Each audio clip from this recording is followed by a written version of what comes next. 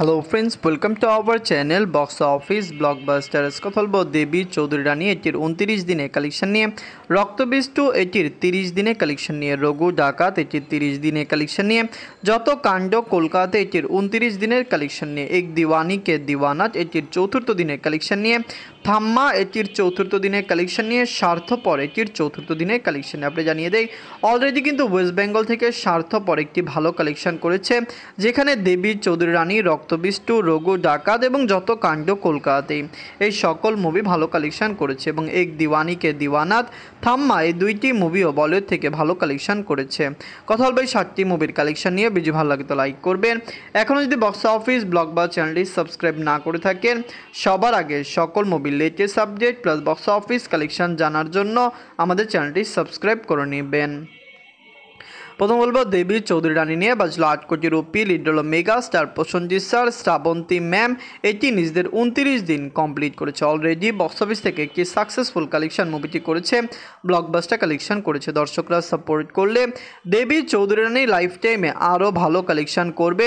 আমরা আশাবাদী world market থেকে মুভির কালেকশন বেটার আসবে। 29 দিন মুভিটি কমপ্লিট করেছে, যেখানে কমপক্ষে লাইফ টাইমে মুভিটি বক্স অফিসে 50 দিন রান করতে পারে। এদের 29 দিনে অল নেগোসিয়েশন করেছে 5 লক্ষ রুপি।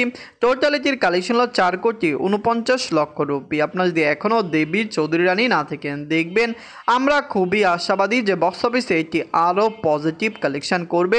আপনারা কমেন্ট করে জানিয়ে দিন দেবী চৌধুরী রানী আপনাদের কেমন লেগেছে।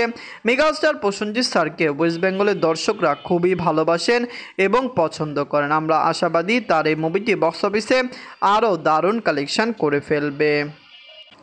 এখন কথা বলবো রক্তবীজ 2 নিয়ে। বাজছিল 5 কোটি রুপি। লিড হলো আবির স্যার এবং অঙ্কুশ হাজরা স্যার।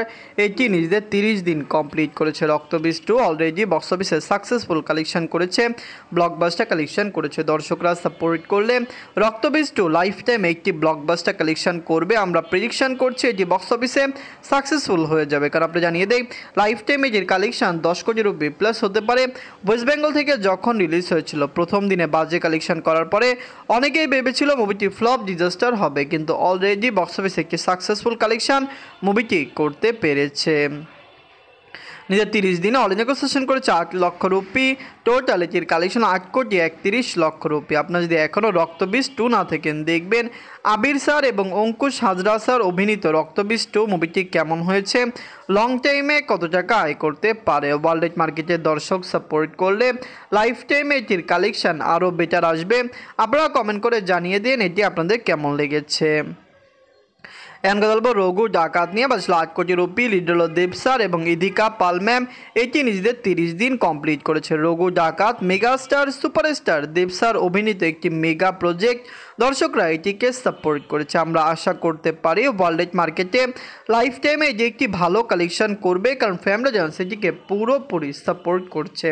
ইন্ডিয়ান মার্কেটের দর্শক সাপোর্ট করলে অবশ্যই রঘু ডাকাতের লাইফ টাইম কালেকশন বেটার আসবে। আমরা আশা করছি এটি 20 কোটি রুপি প্লাস বিজনেস করে ফেলবে। নিজের 30 দিনে অল নেগোসিয়েশন করেছে 11 লক্ষ রুপি।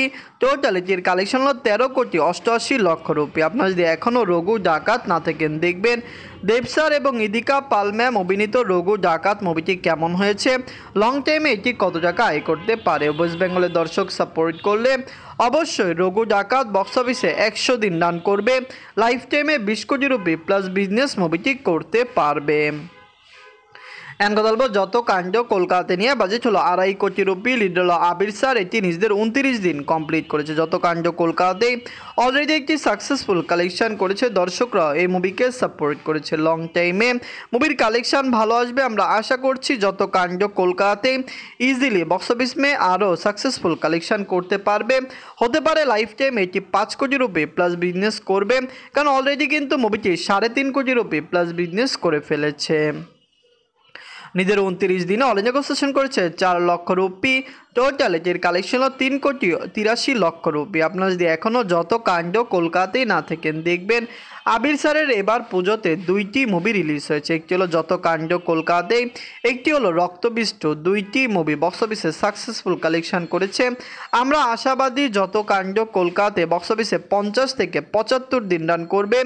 অবশ্যই ভালো কালেকশন মুভিটি নিয়ে আসবে।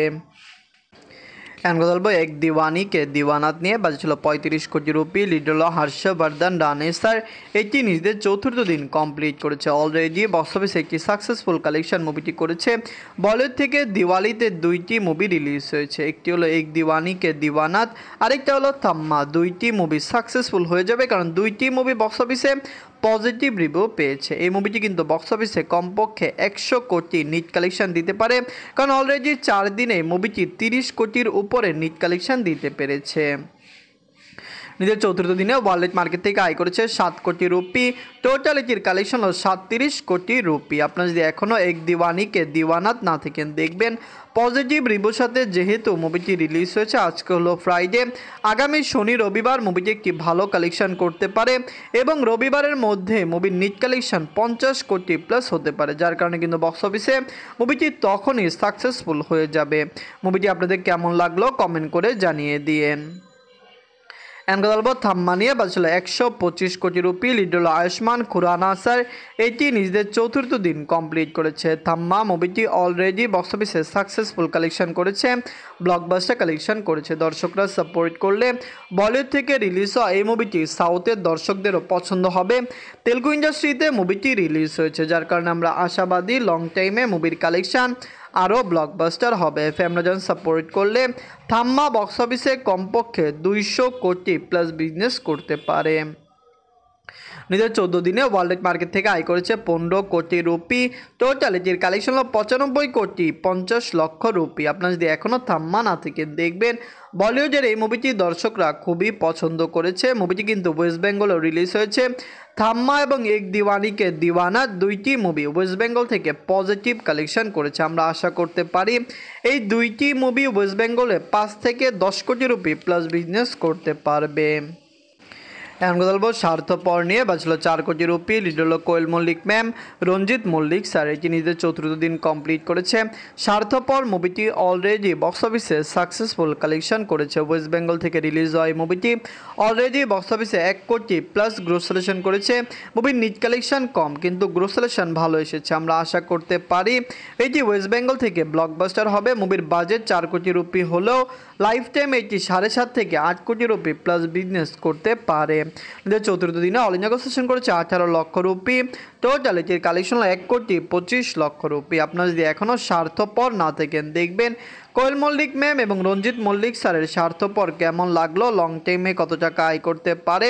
আমরা আশা করছি ওয়ার্ল্ড মার্কেটে মুভিটি বক্স অফিসে লং টাইম রান করবে। লাইফ টাইমে মুভির কালেকশন কমপক্ষে 7.5 থেকে 8 কোটি রুপি প্লাস হতে পারে। স্বার্থপর মুভিটি কিন্তু বক্স অফিসে 50 থেকে 75 দিন রান করার সম্ভাবনা রয়েছে। স্বার্থপর, থাম্মা, এক দিওয়ানি কে দিওয়ানাত, দেবী চৌধুরী রানী, রক্তবিষ্টু, রঘু ডাকা, যত কাণ্ড কলকাতাতেই, এই 7টি মুভির মধ্যে সবচেয়ে সেরা বাংলা মুভি কোনটি? বা বলিউডের যে দুইটি মুভি ক্ল্যাশ করেছে সেই দুইটি মুভির মধ্যে সেরা মুভি কোনটি? কমেন্ট করে জানিয়ে দিয়েন। ধন্যবাদ।